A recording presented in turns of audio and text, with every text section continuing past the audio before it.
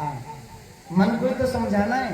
अच्छा, एक बार की बात थी महाराज, कोई किसी के घर कोई धन में थोड़ा गरीब था, तो उसके घर पर कोई व्यक्ति गया, उसका मित्र गया, तो उसने कहा भैया क्या कर रहे हो? अरे महाराज भोजन पा रहे हैं, आओ मित्र तुम भी पाओ। अरे किस चीज़ से भोजन कर रहे हो? महाराज सब्जी वब्जी तो है नहीं है, तो रोटी पर कुछ भी नहीं है, तो मैं ऐसे टुकड़ा तोड़ता हूँ और छुपा करके खा लेता हूँ, और सोच रहा हूँ चटनी रखी हुई है, ऐसा सोच के खा रहा हूँ। तो उन्होंने कहा जब तुझे सोचना ही है कि चटनी सोचा तो रसगुल्ला भी सोच, मटर पनीर की सब्जी भी सोचना ही तो तुझे, तो बड़ी बड़ी चीज़ें क्यों नहीं सोचना, चटनी तक ही क्यों पहुँच पा रहा है? तो सोच की तो बात है खाली। अगर आप मन में सोच लो कि भैया जो प्रसाद मिला है भाई कितना 56 भोग हैं, जब मुरमुरे एक 2 दाने मुरमुरे के खाओ, क्या बढ़िया हमारा प्रसाद है, रसगुल्ले का प्रसाद। दूसरे मुरमुरे के 2 दाने खाओ छिड़वा के, अरे भाई क्या जलेबी मिली है हमारा खाने का। मन में ही सोचना है। प्रेम से बोलो राधे राधे। हाँ, मन के हारे हार हैं, इनको थोड़ी कम, मन के हारे हार हैं, मन के जीते जीत, और मन ही मिलावत राम सो, मन ही करत भजिया। ये मन के तो है सब कुछ मारा। इस प्रकार से कल आपने भगवान का विवाह कल किया, खूब आप सबने बड़ी सेवा करी, खूब बढ़ चढ़ के कन्यादान ठाकुर जी के चरणों में, रुक्मिणी मैया का खूब विवाह में आप सभी ने नृत्य किया।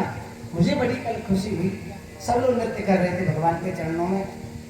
और देखो बेटा बेटी की शादी में, अपने पारिवारिक जनों के विवाह में तो सब लोग नृत्य करते हैं, भगवान के विवाह में नृत्य करने का सौभाग्य मिले और पीछे हट जाए, ऐसे राजीव नगर के भक्त तो है नहीं महाराज, सब लोग सेवा में आगे रहते हैं। प्रेम से बोलो राधे राधे।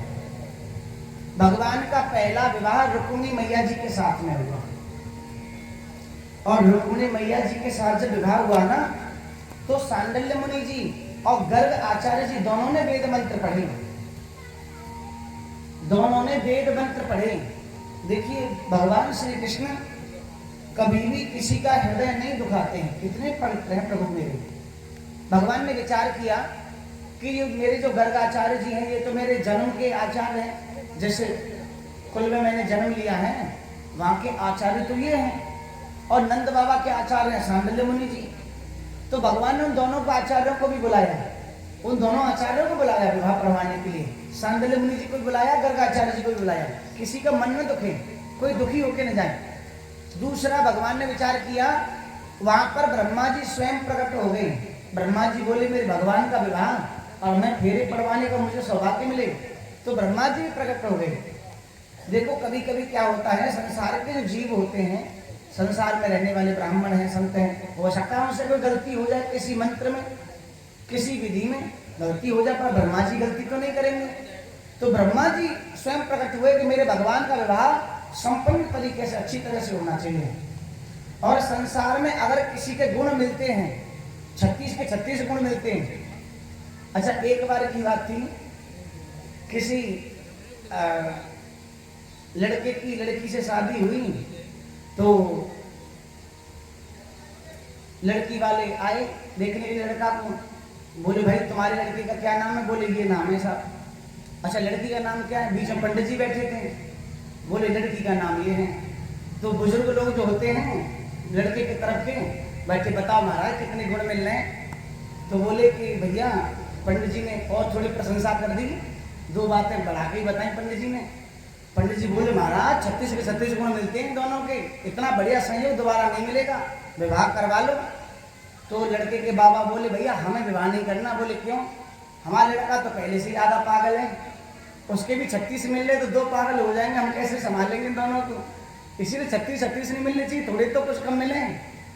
प्रेम से बोलो राधे राधे। तो अगर संसार में 36 के 36 गुण मिलते हैं तो भगवान के मिलते हैं, और किसी के नहीं मिलते दुनिया में। भगवान श्री राम के और सीता मैया के गुण मिले, और भगवान श्री कृष्ण और रुक्मिणी मैया के 36 के 36 गुण मिलते हैं। और गुणों का मतलब है कि व्यक्ति के अंदर अच्छाइयाँ, गुण का मतलब है कि अच्छाइयाँ। भगवान संसार में सबसे सुंदर है, पहला गुण ये है। भगवान सबसे ज्यादा बुद्धिमान है, दूसरा गुण ये है। भगवान अष्ट प्रकृति के मालिक हैं, तीसरा गुण ये है। भगवान सृष्टि को चलाने वाले, चौथा गुण ये है। भगवान ने अनेक प्रकार की लीला करने के बाद भक्तों का कल्याण किया। पंचम गुण ये है। इस प्रकार से भगवान कभी किसी भक्त को रोता हुआ नहीं देख पाते हैं। छठवां गुण ये है, भगवान के अंदर ऐसी कृपा है कि अगर कोई जीव उनके चरणों में आकर के विराजमान हो जाए और भगवान के सामने आकर अपने मन की बात कह दे, तो भगवान उसके मन के उस विचार को, हृदय में आए उस पवित्र विचार को जल्दी ही पूर्ण करते हैं। भगवान तो गुणों की खान है और साक्षात रुक्मिणी मैया लक्ष्मी मैया है। तो लक्ष्मी मैया का विवाह तो भगवान से ही होना चाहिए। क्योंकि मान लीजिए अगर माता जो होती हैं, माताओं का हृदय पुरुष के अपेक्षा थोड़ा अधिक पवित्र होता है। पुरुष जल्दी से रो नहीं पाता है। पुरुष अपने अंदर कोई बात होगी तो उसे अंदर ही दबा करके रखता है, अंदर ही अंदर घुटता रहता है। लेकिन स्त्रियां जो होती है वो कोमल अधिक होती है, पवित्र अधिक होती है, तो जल्दी से वो रोने लग जाती हैं। तो अगर कोई भक्त रो रहा है, अगर भगवान को दया उस पर नहीं आई किसी कारण से, तो रुक्मिणी मैया का विवाह इसलिए उनके साथ होता है कि वो जल्दी से रीझ जाए भक्त पर और भगवान से कहें, प्रभु चलो कृपा करो, मेरा भक्त ऐसे दुखी रहेगा तो कैसे बात बनेगी, तुम्हें करुणा का सागर फिर कौन कहेगा। इसलिए भगवान का विवाह उनसे होता है। क्यों? क्योंकि मैया भी करुणा की सागर है। मैया से बड़ा कौन करुणा का सागर होगा। प्रेम से बोलो राधे राधे। इस प्रकार से भगवान का रुक्मिणी मैया के साथ में विवाह हुआ और भगवान का पहला विवाह रुक्मिणी जी के साथ में हुआ। एक दिन की बात, सत्राजित नाम का राजा भगवान की द्वारका में रहने के लिए आया। द्वारका में जब वो सत्राजित नाम का राजा जब रहने के लिए आया तो उस राजा के पास में एक मणि थी और मणि का नाम था स्मंतक मणि। वह उसको मणि सूर्य भगवान की पूजा करने से प्राप्त हुई थी। सूर्य भगवान की पूजा करने से उसको मणि मिली थी। तो वो राजा प्रतिदिन 8 घंटे पूजा किया करता था उस मणि की, 8 घंटे। और 8 घंटे पूजा करने के बाद में वह मणि अपने अंदर से 2.5 कुंटल सोना रोज निकालती थी महाराज। 2.5 कुंटल सोना, और 2.5 कुंटल सोने के हिसाब से रोज निकलता था। तो राजा के पास बहुत सोना हो गया, रखने तक की जगह नहीं कि सोने को रखे तो रखे कहाँ।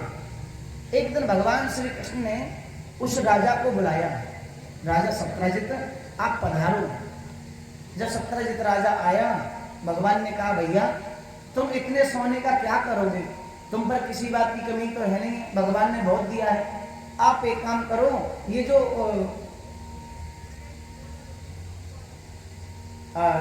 मणि है, आप ये मणि आप हमें दे दो, इसकी पूजा हम कर लिया करेंगे और हमारा राज्य थोड़ा ज़्यादा बड़ा है तो उसको संभालने के लिए और प्रजा की सेवा करने के लिए धन की ज़्यादा आवश्यकता पड़ती है। तो भगवान ने ये उसका विचार देखने के लिए ऐसा बोला, बाकी भगवान को धन की कोई कमी नहीं। भगवान ने कहा इसका विचार तो देखूं ये क्या चाहता है। तो सत्राजित राजा कहने लगा, देखो जी मैं तुमको अपनी मणि नहीं दूंगा। मैं आपको अपनी मणि क्यों दूं? ये मैंने बड़ी मेहनत करने के बाद में, बड़ा परिश्रम करने के बाद में ये मणि मैंने हासिल की है, ये मणि मैं तुमको नहीं दे सकता। इस मणि पर तो मेरा ही अधिकार है। जब उसने ये बात कही तो भगवान बोले, कोई बात नहीं भैया, मणि तेरी है, तेरा मन है तो दे और नहीं है मन तो मत दे, कोई बात नहीं। भगवान ने वहां से उसको विदा कर दिया। इसके पश्चात कहते हैं एक दिन की बात, सत्राजित का जो भाई है जिसका नाम है प्रसेन, और प्रसेन नाम का उसका भाई, उसने क्या किया, अपने भैया से जिद की, दीपक भैया, उसने अपने भाई से जिद की कि भैया ये मणि आप मुझे दे दीजिए, मेरा इस मणि को लेने का विचार है और मैं इस मणि को गले में डाल करके संसार को दिखाना चाहता हूं मैं कितना पैसे वाला हूं। मेरे गले में कोई छोटी मोटी मणि थोड़ी है, 2.5 कुंटल सोना रोज देने वाली मणि है। ये मैं दिखाऊं तो सही दुनिया को जाकर के मैं कितने पैसे वाला हूं और कितने पैसे वाले भाई का मैं भाई हूं, ये दिखा के आऊंगा दुनिया को मैं। और मैं द्वारकाधीश से कम नहीं है हम लोग, ये जाकर के दिखाएंगे संसार को। और गले में मणि डाल करके प्रसेन वहां से निकल गया।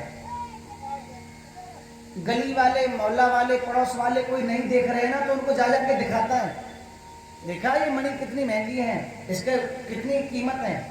किसी ने कहा भैया हम तो नहीं जानते क्या कीमत है इसकी। अरे 2.5 कुंटल सोना रोज देती है मणि, ऐसी मणि है। सब लोग उसकी प्रशंसा करने लगे। कुछ लोगों ने उसको बढ़ावा देने के लिए, कुछ लोगों ने कहा भैया तुम तो द्वारकाधीश भगवान के बराबर धनवान हो, तुम चाहो तो तुम भी अपनी सोने की द्वारका बना सकते हो। बोले हाँ क्यों नहीं। और उसने कहा कि तुम तो इतने पैसे वाले हो, राजा के समान हो, और राजा का तो स्वभाव होता, राजा से तो सब लोग डरते हैं, यहाँ तक कि शेर भी राजा से डरता है। बोला शेर भी डरता है। बोले हाँ। और आप एक काम करो, आप तो राजा जैसे आपके अंदर लक्षण है, जाओ शेर से शिकार करके आओ, शेर को मार करके आओ। उसके मन में अहंकार था, और अहंकार के कारण उसने अपनी मणि को लेकर के और भैया जंगल की ओर चला गया। और जंगल की ओर जब गया ना माता, और जंगल में जाकर के उसने क्या किया, शेर से युद्ध करना शुरू कर दिया। और कहाँ तो इंसान कहाँ शेर, कैसे ही बराबरी होगी। शेर ने उसको जान से मार दिया। शेर ने जब उस प्रसेन को मार दिया, शेर ने वो मणि ली, मुख में रख करके वहां से चल दिया। शेर जब वहां से चल दिया, तो शेर जब जंगल में घूम रहा था तो कहते हैं जामवंत जी वहीं पर घूम रहे थे। और जामवंत जी जब वहीं पर घूम रहे थे, जामवंत जी ने विचार किया कि जो शेर है इसके मुख में जो मणि है, इस मणि को अपनी बेटी को अगर मैं दे दूंगा जाकर के, तो मेरी बेटी खिलौने के रूप में से खेल लेगी। जामवंत जी को भी नहीं पता इसकी कीमत कितनी है, क्योंकि भैया हीरे की परख तो जौहरी ही जानता है। समझो मेरी बात को, भाई हीरे की परख कौन जानता है? जौहरी। कोई साधारण व्यक्ति कैसे जान सकता है? एक बार की बात तुमको बताएं, एक बार किसी को हीरा मिल गया कहीं पर पड़ा हुआ, और व्यक्ति कुछ वस्तु बेचने का काम करता था। अब उसने उसे बाट मान करके और उसको तराजू में रख करके उसी से बेचना शुरू कर दिया सामान। उसी से रोज वस्तुएं बेचता है। वस्तुएं बेचते बेचते बेचते बेचते कई वर्ष निकल गए, उसकी गरीबी दूरी नहीं हो रही थी, गरीबी मिटी नहीं रही थी। भगवान से रोज प्रार्थना करता है, हे प्रभु मेरे ऊपर कृपा करो, कृपा करो, कृपा करो। भगवान ने तो पहले ही कृपा कर रखी है, उसको पता ही नहीं इस बात की, उसको इस बात की पता ही नहीं है कि भगवान ने पहले ही कृपा कर रखी है। लगभग 10 से 20 वर्ष बाद कोई संत महात्मा जो पहले जौहरी का काम करते थे और जौहरी का काम त्याग करके फिर महात्मा बने, वो वहां पर आए उसकी दुकान पर। उन्होंने देखा भैया ये तूने क्या रख रखा है? महाराज बात है ऐसी, पलाता के नाली में उठा के लाया, रख लिया, इसी से सामान बेच तोड़ तोड़ के बेचता हूँ, और थोड़ा चमकना सा है ना, चमक है थोड़ी इसमें तो मुझे अच्छा लगता है, इसको रखना। अरे भैया तू कितना मूर्ख है, तू छोटी सी दुकान में बैठा है और तुझे तो व्यापार करना भी नहीं आता, तू जानता ये क्या है? बोले मैं नहीं जानता। अरे ये ऐसा है कि तेरी ये वो चीज है कि तू एक दुकान नहीं ऐसी 500 दुकानें खोल सकता है, इतनी महंगी चीज तेरे पास में है और तुझे उसकी कीमत ही नहीं पता है। तूने पूरी जिंदगी तूने गरीबी में निकाल दी, और जबकि तेरे पास इतना महंगा हीरा था। उस दुकानदार को अपने ऊपर पश्चाताप हुआ, उसको उसने अपनी भगवान के सामने जाकर के क्षमा प्रार्थना मांगी, हे प्रभु मैं कितना मूर्ख हूँ, तुमको पूरी जिंदगी शिकायत करता चला आया, लेकिन मुझे पता ही नहीं था तुमने मुझे कितना धनवान पहले ही बना दिया है। मैं तो संसार में लीन था, माया में लीन था, तुम्हारी उस कृपा को समझ ही नहीं पाया। ठीक उसी प्रकार से हम और आप लोग हैं महाराज। भगवान ने हम पर कितनी कृपा की है, हम उनकी कृपा को तो भूले बैठे हैं और माया में लीन है महाराज। और भगवान से कहते रहे प्रभु तुमने ये दे दो, भगवान तुम हमें ये दे दो।